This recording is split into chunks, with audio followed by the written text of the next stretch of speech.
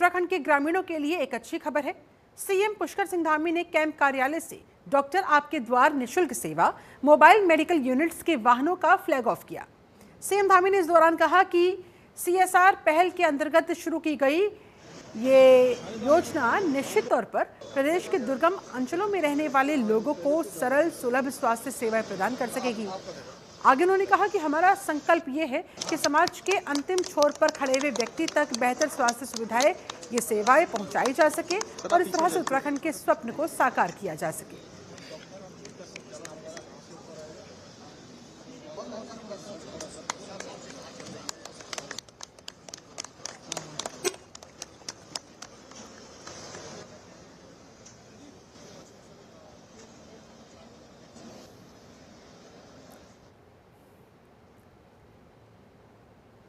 उधर सीएम धामी ने शिक्षा विभाग के साथ महत्वपूर्ण बैठक की।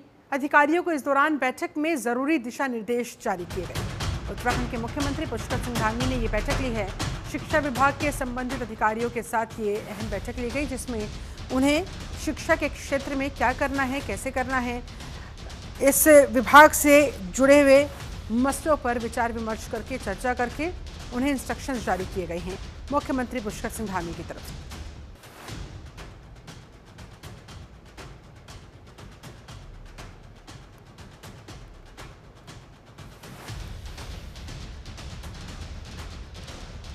तो शिक्षा विभाग के अधिकारियों को जरूरी दिशा निर्देश इस दौरान मुख्यमंत्री धामी की तरफ से दिए गए। इस बैठक के बाद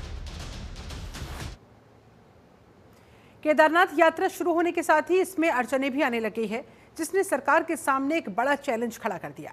दरअसल जानकारी यह है कि केदारनाथ धाम की यात्रा मार्ग में इस्तेमाल किए जाने वाले घोड़े और खच्चरों में वायरस के लक्षण देखे गए हैं। एक्वाइन इन्फ्लुएंजा नाम का ये वायरस जिसके लक्षण देखे गए, जिसे देखकर जिला प्रशासन और सरकार दोनों ही अलर्ट हो गए हैं। इस बीमारी को लेकर सचिव पशुपालन डॉक्टर पुरुषोत्तम ने रुद्रप्रयाग पहुंचकर जिला प्रशासन की बैठक भी की और इस बैठक में अधिकारियों से हुए विचार विमर्श के बाद केदारनाथ यात्रा के लिए इस्तेमाल होने वाले इन घोड़े और खच्चरों पर 24 घंटे तक के लिए बैन लगा दिया गया है।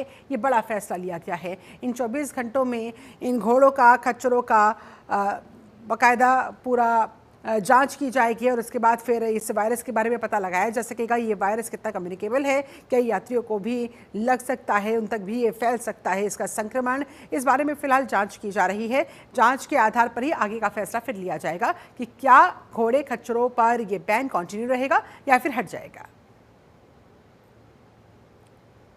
चारधाम यात्रा को लेकर श्रद्धालुओं में जबरदस्त उत्साह देखने को मिल रहा है। केदारनाथ में चौथे दिन दर्शनार्थियों का आंकड़ा 1 लाख के पार जा पहुंचा। 30 अप्रैल को गंगोत्री और यमुनोत्री धाम के कपाट खोलने के साथ ही चारधाम यात्रा का आगाज हो गया था। इसके बाद 2 मई को केदारनाथ धाम की और 4 मई को बद्रीनाथ धाम के कपाट भी आम लोगों के लिए खोल दिए गए। केदारनाथ धाम की यात्रा सबसे कठिन यात्रा होने के बावजूद यहाँ पर बाबा के दर्शन के लिए भक्तों का तांता लगा नजर आया। यहाँ 4 दिनों में ही दर्शनार्थियों की संख्या 1,05,889 तक जा पहुंची। यात्रा के चौथे दिन तकरीबन 26,000 श्रद्धालुओं ने बाबा केदार के दर्शन किए।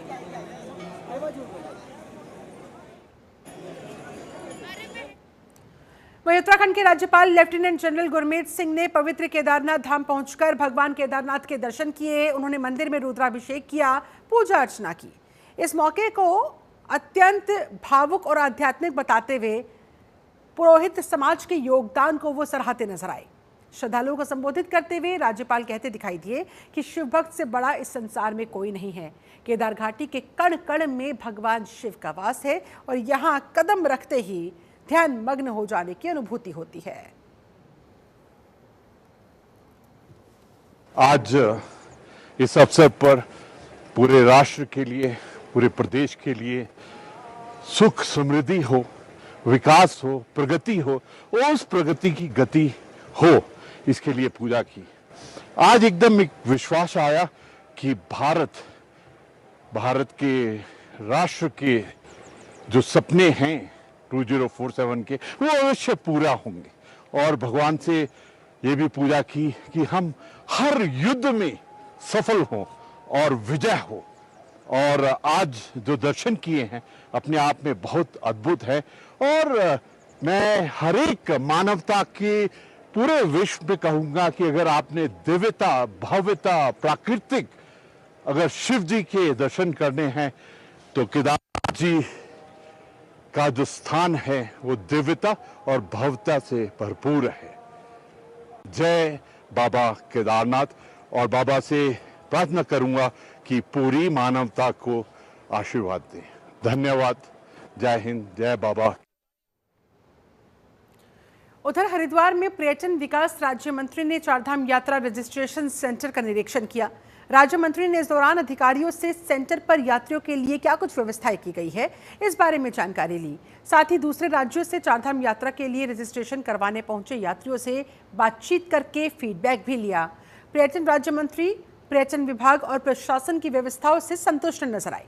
इस दौरान वहां पर ARTO ऑफिस से ग्रीन कार्ड मिलने में आ रही दिक्कतों को लेकर भी यात्रियों ने पर्यटन राज्य मंत्री को अवगत करवाया, जिस पर उनकी तरफ से समस्या के समाधान का आश्वासन दिया गया।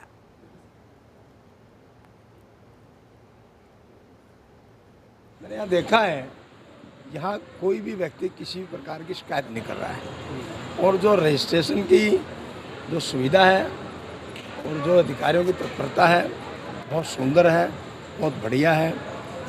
मैं तो संतुष्ट हूँ, लेकिन मेरे संतुष्ट होने से कोई फ़ायदा नहीं है, क्योंकि यात्री जो है वो संतुष्ट है। जो बाहर से या नेपाल से लोग आए हैं, यहाँ मेघालय से लोग आए हैं, यहाँ महाराष्ट्र से, पंजाब से, हरियाणा से, चारों तरफ के लोग यात्री आए हुए हैं पूरे देश विदेश से, लेकिन सब संतुष्ट है। थोड़ी एक शिकायत आई है, मैं भी RTO साहब से बात करूँगा और निश्चित रूप से उसको दूर कराएंगे। वहीं चारधाम यात्रा की शुरुआत 30 अप्रैल से ऑलरेडी हो चुकी है, जिसे लेकर परिवहन विभाग द्वारा उत्तराखंड में बाहर से आने वाले प्रत्येक वाहन को ग्रीन कार्ड और ट्रिप कार्ड आवंटित किए जा रहे हैं, जो कि उत्तराखंड में बढ़ते प्रदूषण की रोकथाम के मद्देनजर बेहद महत्वपूर्ण साबित होंगे। RTO प्रवर्तन ने जानकारी देते हुए बताया, ग्रीन कार्ड और ट्रिप कार्ड आवंटित करने के लिए परिवहन विभाग द्वारा बाकायदा सेंटर्स स्थापित किए गए हैं, ताकि यात्रियों को कोई दिक्कत परेशानी ना होने पाए। यात्रा पूर्व प्रस्थान करने वाली गाड़ियों को हम लोग चेक कर रहे हैं और ये चेक पोस्ट 4 बजे से रात के 10 बजे तक 2 शिफ्ट में संचालित हो रही है। तो जिसमें कोशिश की जा रही है कि जितने भी हमारी जो गाड़ियाँ चारधाम में जा रही हैं उनको हम चेक करने के बाद ही आगे भेजें। इसके अतिरिक्त हमारे जो रेगुलर स्क्वाड है जो हरिद्वार में, ऋषिकेश, देहरादून में, टिहरी, उत्तरकाशी, पौड़ी, रुद्रप्रयाग और कर्णप्रयाग में है, वो तो है ही। 9 स्क्वाड हमने अलग से लगाए हैं विभिन्न मार्गों पर, वो सारे यात्रा रूट को कवर कर रहे हैं। चंबा रूट पर स्क्वाड हमने एक पूरा लगाया हुआ है ऋषिकेश टू चिन्यालीसौड़ के लिए। यमुना ब्रिज तक का है टामटा का, और यमुना ब्रिज से आगे चिन्यालीसौड़ तक के लिए एक अतिरिक्त स्क्वाड हमने लगाया हुआ है। यात्रा पूर्व प्रस्थान कर वहीं चारधाम यात्रा की व्यवस्थाओं को लेकर हरिद्वार DM और SSP हरिद्वार ने नारसन बॉर्डर पर बने ग्रीन कार्ड सेंटर की व्यवस्थाओं का जायजा लिया। DM ने नारसन बॉर्डर पर बने यात्रा पंजीकरण केंद्र का निरीक्षण किया। इस मौके पर उन्होंने कहा कि उत्तराखंड में चारधाम यात्रा पर आने वाले सभी यात्रियों का स्वागत है। चारधाम यात्रा को सुविधाजनक बनाने के लिए तमाम प्रयास किए जा रहे हैं, जिससे किसी भी यात्री को कोई परेशानी ना हो।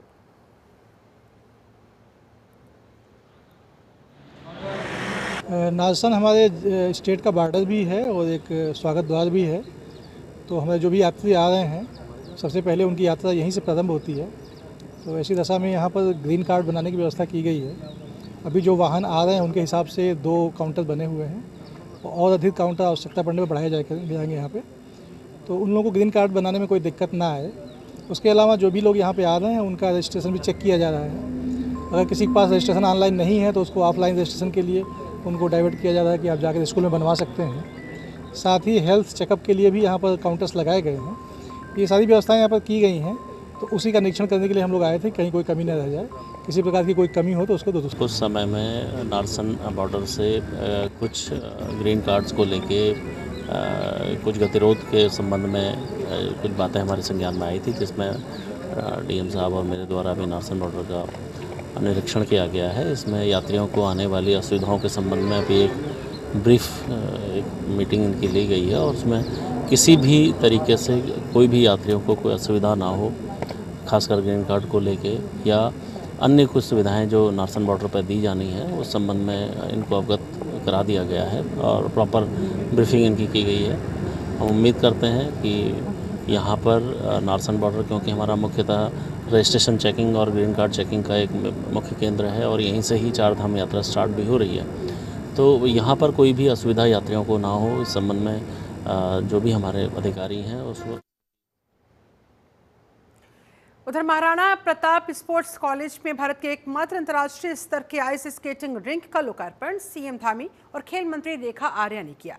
करीब 1 दशक से बंद पड़े रहे इस आइस रिंक को दोबारा खोला गया है। तकरीबन 6 करोड़ रुपए की लागत से इसे फिर से तैयार किया गया है। इस दौरान सीएम धामी ने खिलाड़ियों से मुलाकात की। खिलाड़ियों ने भी अपनी प्रतिभा का उनके सामने प्रदर्शन किया।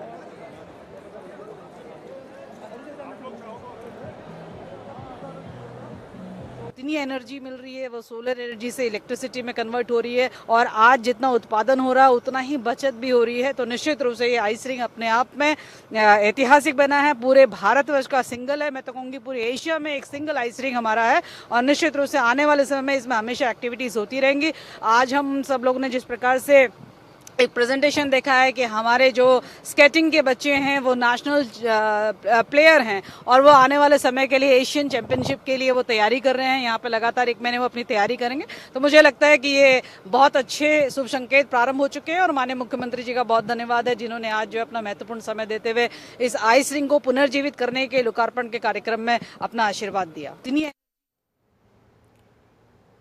उत्तराखंड की अहम खबरों में फिलहाल बस इतना ही। बने रहे जनतंत्र टीवी के साथ।